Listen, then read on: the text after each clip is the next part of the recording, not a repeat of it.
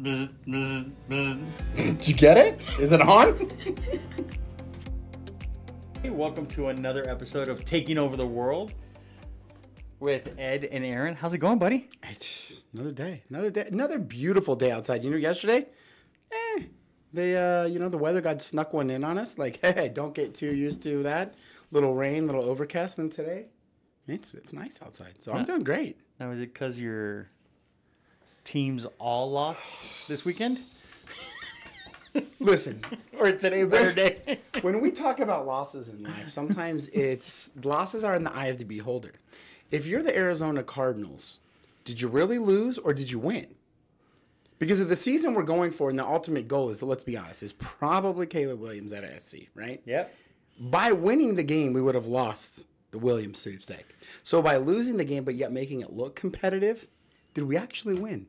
You did. I thought you guys were going to mess Right? that up and actually and actually lose out on the sweepstakes. I was like, okay, here we're going to go. They can't even tank right. I was thinking the exact same thing. We can't even tank right. It was a rough go for my sports teams, folks. Cardinals went down. I'm a big believer is that you can talk tank and all that stuff that you want, but you get these grown men on the field that are out to win games, to do damage and right. get paid. Like there's nobody tanking. Maybe the things aren't orchestrated properly. I don't know, but yeah, ASU when that one hurt, I thought we were looking good, and I thought you were going to win that game. It was looking good, and then our defense turned into full blown Swiss cheese. Holes everywhere. We couldn't stop anything. Did you make the phone call? It's possible. To Prime. Oh, I didn't. You were supposed to set up Prime to come in and talk you to know us. What? I got a little overextended this weekend. You know, wife was out of town on a girls' weekend, which is always fun. Had the kids. Luckily, I had reinforcements with my mom and my in-laws in town. But no major tournaments, so we got around. I didn't get a chance to reach out to Prime. I heard he was busy though, and I heard he was doing good things. Yeah, he was doing good things. He was winning. I will tell you what, one of my favorite Prime videos, I think it came out either yesterday, I saw it, was when he had the AD in the locker room, and then, I don't know the lady's name, I'm going to butcher, like Miss Betty or something, like, long time, huge CU fan, and, like, they gave him the game balls, and he made Miss Betty, like, stand up in front of everybody, like, on this main stage and be like, give me my theme music. Oh yeah, dude, the place erupted. It was nuts. It was cool. It was cool. That was cool. That was cool. What about you? What's going on? None. Dolphins won. Canes won. It's a great day. It's a great day. But I did hear something interesting. So Miami's heyday was way back when. Right? Which Miami? University of Miami. Yeah. The Dolphins even further back than that. I mean, let's be honest. When Finkel was Einhorn? Yeah, when Finkel was on our team. When Finkel was Einhorn. That's when we were going to win the next Super Bowl. But the Hurricanes, right? And we've gone through so many coaches in the last couple of years, Yeah. and they lasted a year or two. And this year it seems like they're doing much better. Sure. It's only 2 games. I Yeah, understand. small sample size, It's a small sample size, but they're doing better. They're buying into the system.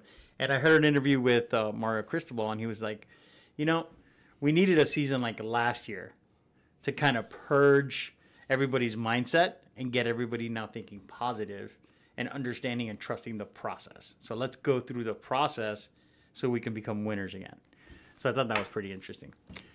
Do you think? Oh, you're going to ask me to think. I'm going to ask you to think. This. It's funny how, like our sports conversations, they just get wrapped up right back into business in the world, right? They always do. Because you talk about like real estate in general, and you talk about agents, and I was on an education thing with one of my coaches putting on a big thing, and a lot of people from Arizona, they talk about we thought we had agents here. I mean, Arizona's littered with agents, right? Right. And when I transformed, transcended, transpired, transformed, from like my real estate knowledge from before and into more of an agent, I was like, transitioned? This guy. That's why I'm afraid. The you right there, the you. When I transitioned into this side of it and realized, man, there's like 16,000 agencies. It sounds like so many and stuff. And everybody who knew somebody was getting into it. What was it, 2021? Yeah. It was like, hey, you got a pulse. They were taking the classes and trying to pass the test because they knew somebody that was trying to sell. And like at that point, like you didn't really matter who you're like, hey, you want to sell my house? You get a license? Great. Like I'll take some pictures, throw it up on the market. It's going to sell. I'm the greatest agent ever. And it's almost like we're going through that kind of maybe in the last, 6 to 8 months. And now like where we see things going forward. It's going to be interesting to see like these agents are we're almost like a giant football team, right? It's like what's going to happen because we've been through the good, we're kind of going through that shift and have been through that shift with these weekend warrior type agents. Have they bought in? Are they trusting the process, or were they just in it for the quick fix because they saw it on HGTV? This is selling the Strip or selling Las Vegas or flip Vegas, whatever. Like everybody thought it was just an easy buck because it can be done on TV, right? And now.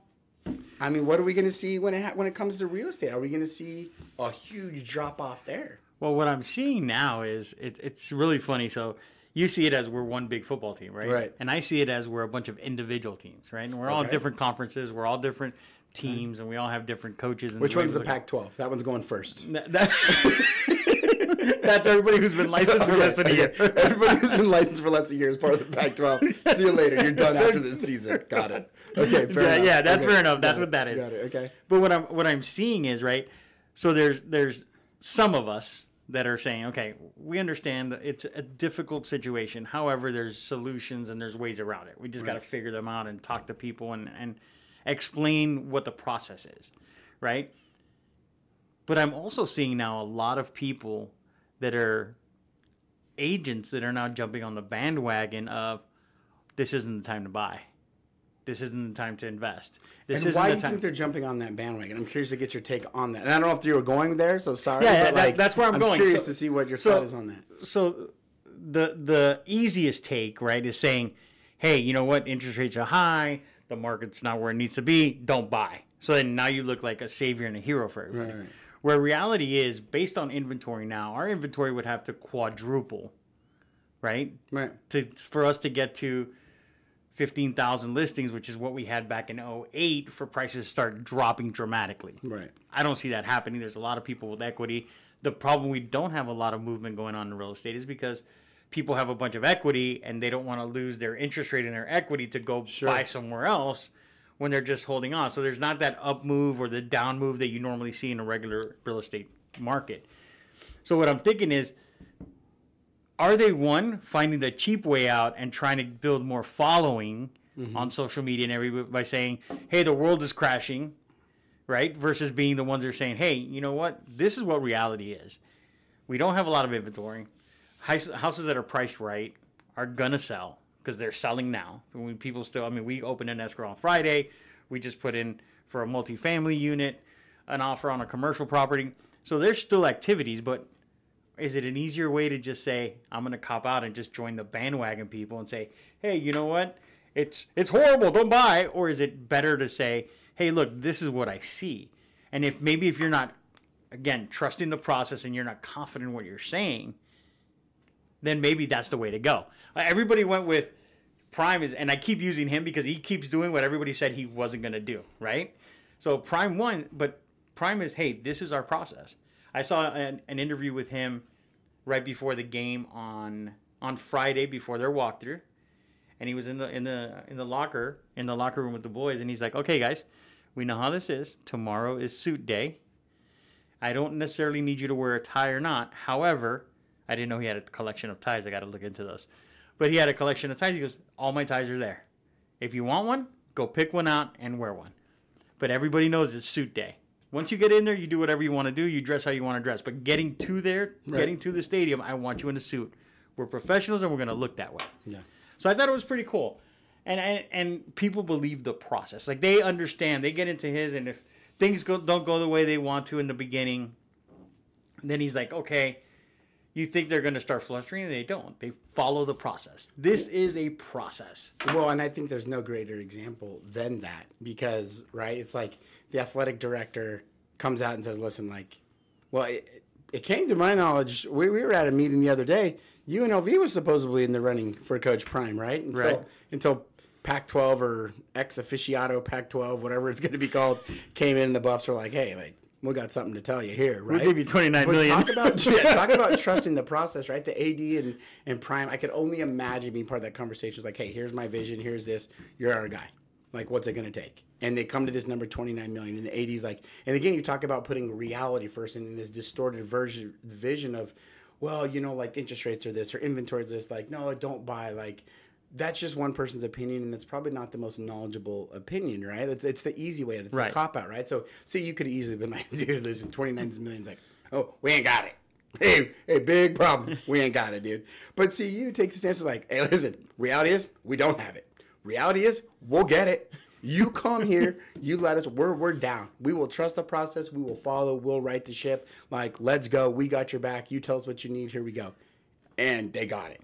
Yeah, but So, you know, it is taking that leap. It's understanding and it's going down that and trusting the process and watching it work. And like, you know, and tying it back right into real estate is that so many people want to take the easy way out. And you talked about like a tank or this or that. Like, what's the easiest way out, right? And I think you're right. Like, so many people is like, oh, well, I'm not busy right now because nobody's buying. Well, we know that's not the case. Like you said, we open escrow on Friday. You got multi-units going on right now. I mean, I know you're working on a couple of huge commercial deals, right? So it's like, don't tell me people aren't buying. People are buying every single day. It's the way that we're presenting ourselves in the situations to inform our clients. Like, I mean, why do we keep telling them that, well, the inventory's low, the interest rate's high, so you can't buy? Well, what if I go out there and I say, listen, the house I want has 5 bedrooms, a kidney-shaped pool, 2 stories, a half basketball court, and a batting cage in the backyard. And you go out there and you say, hey, Aaron, I got one right up the street, checks all these boxes. Price is $750,000. Well, why would I pass up on the opportunity to buy the house that you found me that checked every single box because the interest rates are high right now?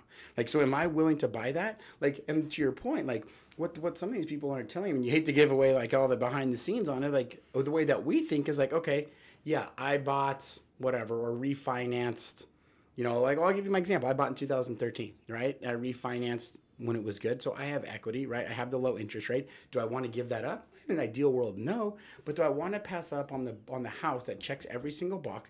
If I now take the equity that I have, use some of that to put down, buy down, and even if I get it bought down to a 6, let's say, and let's say my payment is a couple $100 more. Well, I probably wasn't going to get into my next house that checks every single box for the same exact price, right? And if I sit around and waiting for that, you know, I'm the crazy one.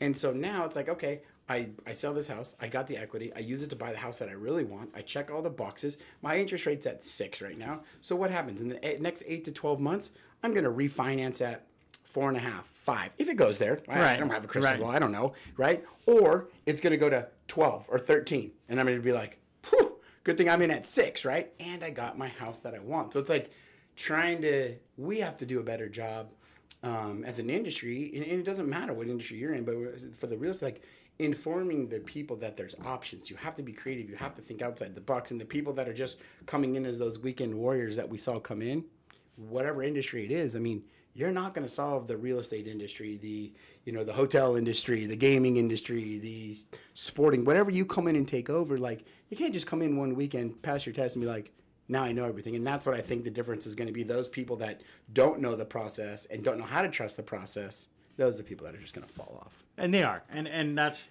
the thing is, like, when I bought, so you bought in 13, I bought in 17. Okay. When we bought in 17, we paid 6.5. Right. And we were happy to get 6.5. Right. Now I have 2.4, but that's a different story. Right. I got lucky. It went down. I bought it. I'm good. Sorry about that. But it was able to go down. It was able to go down. And that's what people stop thinking, looking forward for. But my mom bought it, and back when she bought at 16. Yeah. And that was okay for her. Like, that's all irrelevant. Like, the interest rates, does the house, like you said, check all your boxes? Do you have the right person looking for the properties for you that you're looking for? Do you have somebody that thinks, like we talk about all the time, right? We talk about, okay, this is our vision. This is what we see us doing together and what we want to build and how we want to help people, right? Do you see that, or do you see more of the, oh, you know what? It's a horrible market. It's a horrible everything right now. Let's just sit back and we do whatever we can and just cruise till the next year, next 2 years, and see what happens. Well, and I think the key word there is vision, right? We talk about that with the agents we bring onto the Ogre network. We preach vision, vision, vision, because without a vision, yeah, you have people that's like, it's a bad time to buy. Inventory's low, interest low, because they don't have the vision, right? And I'll give you a great example. And I think this goes, and I'm not sitting here to say that I'm the greatest parent. We got our flaws, and I'm no exception, right? Maybe it's because my wife has done such a good job that, like the kids know, but But it was funny because, like I said, my wife was gone into a girls' weekend, which they do every year, which is awesome. A great reset, you know, like. But my daughter she comes down like on Friday, right? And she goes, and basically she had a vision. She knew what she had a goal, she had a vision, and there was nothing that was going to stop her, right? Like it wasn't interest rates, it wasn't that she couldn't she kept being creative. So she had a goal. So what was her vision? Right? You've been trying to tell me this all morning. You haven't told me. She needed $35. Okay, 35 to complete her vision. Okay. Now, being the true rat holer that she is, she's got a piggy bank, and I know she's got $35 in there, but she doesn't want to touch her $35. Right? She'd rather use outside the box, right? It's kind of like lending, right? We don't want to use all of our cash to buy a house. If we can get it at the right price, we want to use the bank's money to buy a house, right? Well, why put all of our cash out there if we don't need to? Right. So I turn around, I'm like, well, yeah, like go for it. And she's like, hey, and my mom was in town. She's like, hey, Nana, they call her Nana. Nana, is there anything I can do for you that, you know, like any jobs you need done? So she's already thinking, I'm like, okay, at least she's asking for work. So Friday night, I'm like, okay, well, finally, I'm like, all right, you can make me a charcuterie board, right? Give me some wheat thins and some pepperoni, some cheese. I'll give you $2. So she gets $2. $2. There you go. Fancy charcuterie. Yeah. Board, okay. Wheat thins, pepperoni, and Colby Jack is fancy, right? So then I see her come around the corner with like gloves on, right? So then I just kind of like keep my mouth shut and I'm watching this unfold, right? She's going through. She knows where like I empty my pockets and put like change and stuff, and you know, like on a daily basis, you know, you a couple quarters here, a dime. She's like, it doesn't. You don't throw it away. Money's money, but like you forget where you put it all. Next thing you know, she's coming around with the cups like. It's almost like she's panhandling through my house, right? She's going through here and get money. And next thing I know, like by like midday Saturday, she's like, I'm almost there. I'm like, okay, how much do you have? She's like, guess. I'm like, $17. She's like, higher. I'm like, $20. She's like, higher. I'm like, $23. I'm like, how much is it? Like I'm like looking in my pocket. I'm like, where's my wallet? Like I don't keep any cash on me, but I'm like, and then so come this, she got like $27. She's rounded up from odd jobs. I think we gave her like $3 or $4. She's panhandled through my house. I think cushions were turned over. My car, you know, like my console, my car, she found my desk, like up at my desk, my card. So come to find out, what she really wanted was what I think it's the mother starter pack. It's the girl starter pack. She needed a Stanley. She needed the Stanley cup with the handle with the straw. The Stanley, the Stanley, yeah. A Stanley. So I'm like, all this for a Stanley, Brooklyn? She's like, yeah, Dad, I need my Stanley. And she's like saying it like all fancy. I'm like, okay, well, I'm not giving you any money for it. So you want it? Like, keep working on it. And she had gotten a return for something. I was like, okay, and I have that money. So like, okay, I owe you $5 still. So as long as you get to 30 by the end of whatever, like, I will go. And so she got up to $30 by Saturday night. So like in 2.5 days, she went through that house, found $30 and like a couple odd jobs. And I took her on Sunday. And then when we get there, all of a sudden, this is where the vision comes in, right? Right. She knew what she needed, but she knew what she had. Right. Right. And that's where you kind of talk about, like, you know what you have with the interest. Like, so we went in for a $35 Stanley. Somehow she walked out with a $45 Stanley. But I held my ground. And she's like, oh, well, I'll give you the 10. I have more sitting upstairs. And she's like, you rascal. So, like, she knew that she had a pocket, and she knew she was sitting on a safety net. But, you know, you talk about the vision, and she's 10 years old. And, you know, you talk about vision, and, you know, like, yeah, okay, fine, here's $40. Like, go buy it. Like, no, she had a vision. She worked for it. And, yeah, it was our money. But at least she went to the house. And so she had a vision. It was a Stanley vision. Well, that $40 was all over the house. You guys didn't even know you had $40 there. She's the one that was like, I got this. And some people... So she trusted the process of finding the money. She had a vision. She trusted the process.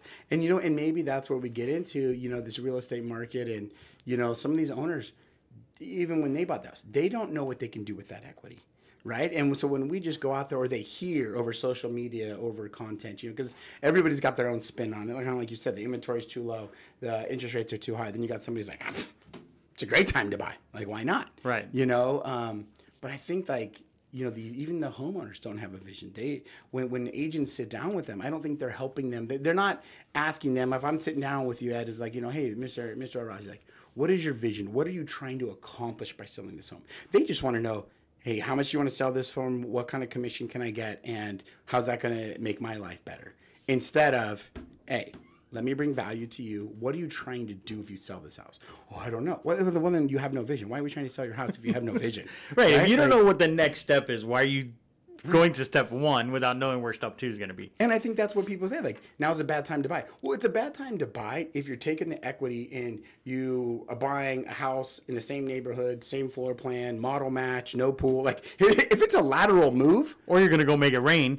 Yeah, right. Like, so it's like I think sometimes, you know, some people, and you know, it goes across all industries, you know, where sales becomes things, and you know, like people have the vision to know what they're going to do with that money. And it's so easy for the sellers. Like, even when the market was hot, I had friends, you know, they were like, "Hey, what do you think about selling our house?" And I'd be like, you know, like the agent, you know, the commission side of people are going to be like, "Hell yeah, like I know how much this house is worth. Like, let's sell that thing." My first question to them was always like, "Why?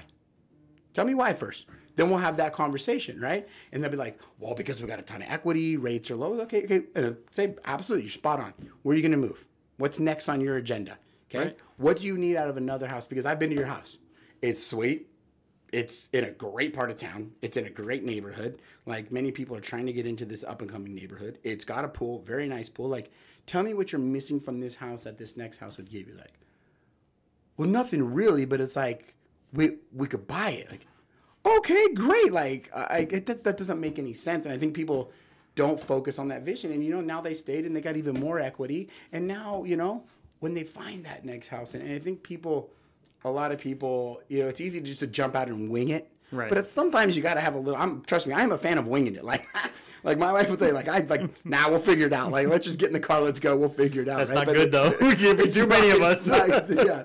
But, you know, like, at some point, like, when it comes to an asset like a home or money and financial investments, or, you know, maybe like art or cars, you know, things like that. Like how many people do you know, how long does it take some people to buy a car? Oh, yeah. You know, like, they have a vision, they go through, they do the research. Like, so there's some things where you can't just go out and wing it. I'm telling you, I share this story all the time with people, right? So I have a really good friend. Shout out to Nate. Nate Dogg. Nate Dogg, yep. Wait, we got to know, is it Flip-Flop Nate or Suit Nate? Because they're two totally different human beings. Flip-Flop Nate. This is Flip-Flop Nate. Yeah, this is Flip-Flop. Same person, different personalities. Yep. So he was looking at buying a laptop. Okay. Right? Okay. Yeah. And I'm like, okay, perfect.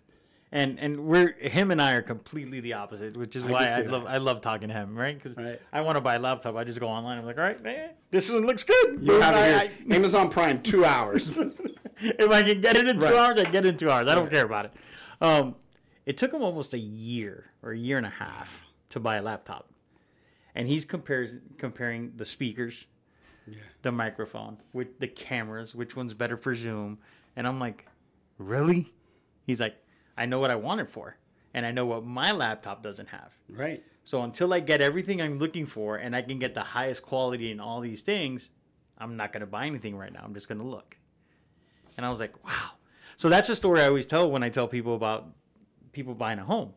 If it took this guy a year and a half, almost 2 years to buy a laptop because he was so thorough about what he wanted and he was so specific, what makes you think someone's going to buy a house first shot? Be like, oh, walk into a house. Hey, this is my house. I want it. You know what's funny about that story is that when he was describing, like, the way you tell it and stuff, and obviously I know Nate, and I saw him do the same thing because you've told the story too, with the headphones. Oh, and the headphones, right? Like, so making me go into a training room, close the doors, and talk so you can hear me. But what the funny part about it is that he never mentions money. No. Like, he never says, well, I'm going to have to put this on my credit card and what the interest rate is on the credit card, right? Because in his mind and in his vision, he knew where he was. He knew where he needed to go, and he knew there was going to be a cost associated with it. And if it cost him, well, let's just say in this example, he's financing computer A for $100 a month. If he's got to go to $150 a month for computer B, it checked all his boxes. He knew what he wanted. Until he found that, he wasn't going to cave, so there's no reason to sell or buy a new one. But he also wasn't afraid of that extra $50 to get the one that checked all the boxes. And I think, like, going back to where you said, not having that vision, it's not that people aren't, and again, not every case is the same, and you can't paint them all the same, right? But it's like, a lot of people, $100, $200 in their mortgage is not going to be the end all be all. And for some, it is, and they can't, it doesn't work. But it's like, man, to get that next level house or that next level car or something, would you, like you always say, you don't got a spending problem, you got an earning problem, right? Like, it's not an expense problem, it's a sales problem. That's it. But it's like, they don't bat an eye at that. Right. No, and we don't. But they focus on the wrong thing, you know? Right. And that's what the I think the whole issue is if you don't have a plan on what you're going to do, then how can you do something? So he had a plan. He knew what he was going to do. I have a plan when I'm looking at a house I want to buy or an investment I want to do. Like, I look at it and I say, okay, why am I doing this? Does it make sense? And it sometimes takes longer than others, but, you know, and your daughter had the right idea. She wanted her. Had a plan. She wanted her Stanley. Like, that was the most important thing to her, was get her Stanley. Yeah. And what did she do? She didn't go ask you for money. She's like, how can I earn the money? Yeah. Because this is my plan. And then she got there, and I'm sure, because I know your daughter, she probably walked into the plan saying, okay, if I can get it a little, if he could cover the 10, we'll be good. But if not, I got it. She got me to cover the tax. She got me to cover the tax. But, you know, just like that, you know, you go back to the same thing, is that she had budgeted for $35, right? But when she got there, she found the one that was a little bit bigger that kind of reminded her of her mom's, right? So now it's like, ooh, I'm on the same level as mom. So for her, that $10, I'm like that. I was like, there's no price tag on it right here. But I said, I will promise you, 40 ounces is more expensive than 32 ounces, right? At least for a beer it is, right? So I'm like, That's your ASU math. My ASU math, right? 40 ounces of Miller Lite is more expensive than 32 ounces. Now, you're putting water in yours, but nonetheless, I'm like, hey, this is going to be more expensive. Like, just so you know. And there's no price on it. It could be $37. It could be $55. I don't know yet. She's like, I don't care. Right? Because it checked all her boxes. Yeah. Again, when she got in there, this was her budget, but she knew, which I didn't know. She had this little secret piece of information that I wasn't privy to, that she had a piggy bank still that she wasn't afraid to tap it. She didn't want to, but she knew if that next Stanley checked all the boxes, and for her, you know, that vision of having the one that her mom has. Like, obviously different colors. She got picked out her favorite color. So this one had a little bit better color than the one she originally had. A little bit bigger. Reminded more of her mom's. And the $10, There's a win-win. She didn't even think twice. You know, and so when you start looking at interest rates or cars, or it's like people, it's not. We get focused on the right thing. It's like it's perceived value. That's what I'm looking for, right? It's like it's up to the buyer. Like, and when we sit here and we put this notion in their head, it's like, no, now's a bad time to buy. The interest rates are too high. Inventory's low. Well, why are you making that decision for me? I'm the one that's looking to buy. I hold the perceived value. If I feel like that house over there, that I got a bigger yard, I got a bigger pool, maybe I went from a 2-car to a 3-car garage, or whatever the case may be, but it checked my boxes, and it's going to cost me $300 more. It's my decision, not yours. That's my decision. That's my perceived value. Yep. Right? Now, some of them are like, hey, no, for $50, I won't go up in my monthly mortgage. But, you know, there's others, like, I'll go like my daughter. I'll start flipping over couch cushions, you know, like if I'm getting a batting cage in the backyard, a pool bag, you know, bigger pool bag, like, hey, for $200 in a mortgage or $250, because again, we can now use that equity to help offset the interest rates, maybe buy down a little bit. I mean, we all know there's some seller credit still happening, right? You know, so it's like, just to put a blanket statement over, it's like, no, inventory's too low, interest rates are too high, you don't want to buy. No. I mean, who are we? So we just like, we have to be like your daughter. We have to figure out what we want and go after. Be like Brooklyn? Yep. Be like Brooklyn. It used to be like Mike. Now we're gonna be like Brooklyn. Have a vision. Don't let anything stop you. Know what your bottom line is. That's it. Have a good one. Fair enough. All right, brother.